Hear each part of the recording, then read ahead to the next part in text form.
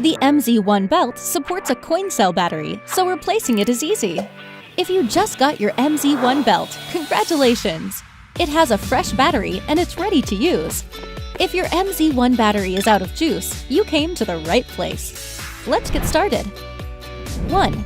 To check your battery life, go to the workout screen on the Myzone app.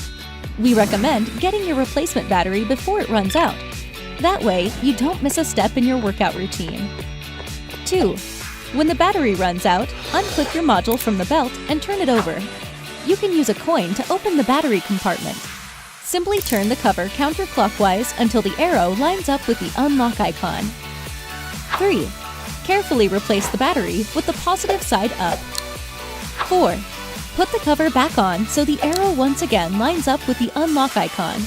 Then use the coin to turn it clockwise until the arrow lines up with the lock icon. 5. Strap into your belt and make sure your live tile shows up on the workout screen. 6. Take your MZ-1 for a spin. Use hashtag Myzone Community to share your workout with the world. This has been a Myzone Rundown. Until next time, strap in, start tracking, and use hashtag Myzone Community for all your workout posts and pictures.